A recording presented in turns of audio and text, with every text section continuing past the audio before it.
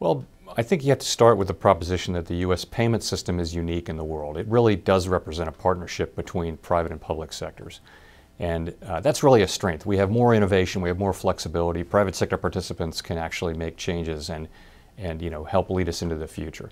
So for many years, we had been hearing from mostly private sector participants that in other nations, there'd been more progress toward faster payments, mobile payments. Consumers want to shop with their mobile device online and that kind of thing. And we were falling behind. So we were encouraged to become a convener, really, to pull together the private sector and members of the public sector, banks, payment system operators, consumers, technology companies, get them all in one room and see if we could get them to come together, encourage them to come together around specific ideas to make the system faster and also more secure.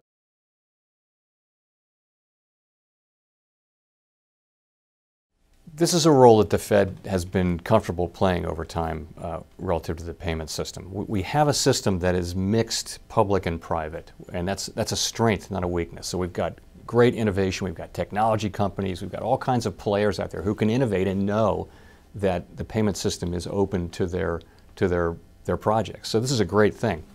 But that also means that we're in a situation where there's no government entity that can just kind of design things and say, here's how it's going to be. So we play this role of convener. We've done it through history.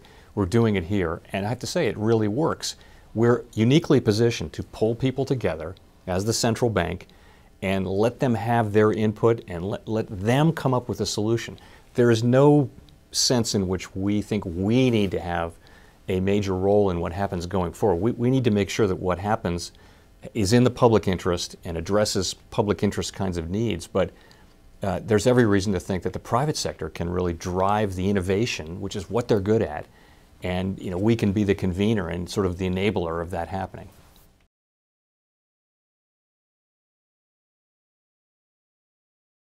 All of this it will make the economy more competitive, it'll make it more secure, our financial institutions will be more successful and more competitive, our consumers will be better served. Frankly, there will be better access for people at the margins of the banking system. That's one of the design criteria of this project is to make sure that we improve access on the part of those who are unbanked or underbanked.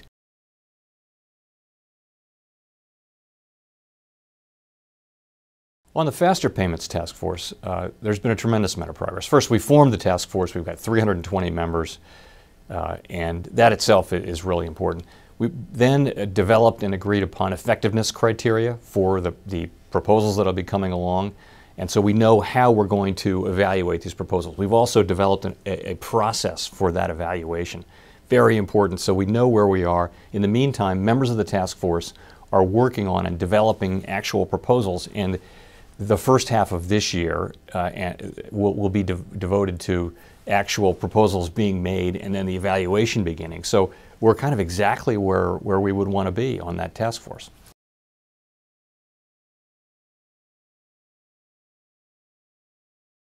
The Secure Payments Task Force is tremendously important, and what they're trying to promote is the ability to make faster and safer payments, but in a way that doesn't expose people's identification and allow their critical information to be stolen.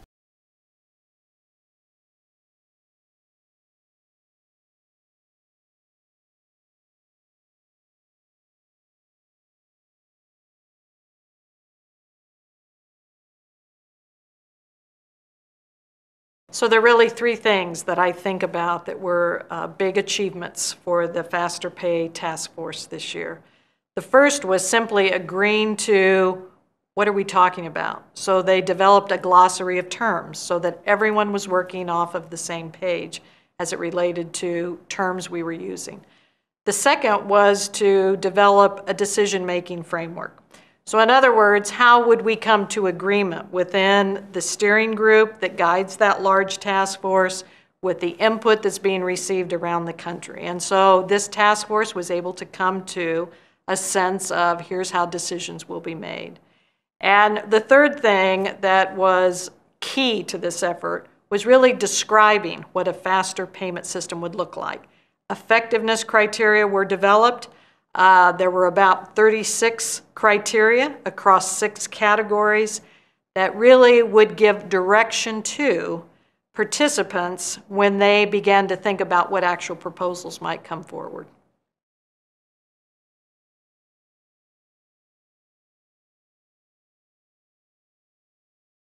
The Secure Task Force has also made good progress.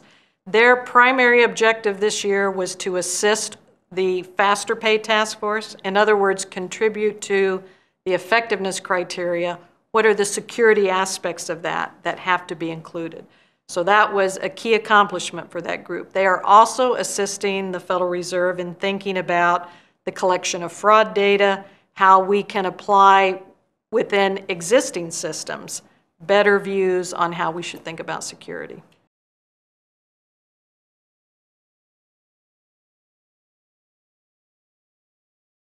So at the end of the day, what we want to accomplish with this effort is making sure this is a payment system that the public can trust and have confidence in, that contributes directly to our economic vitality in this country.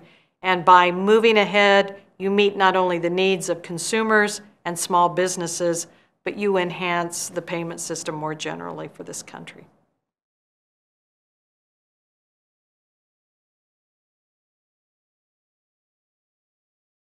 It's important that we move ahead with this effort, even with all the moving parts that this approach involves.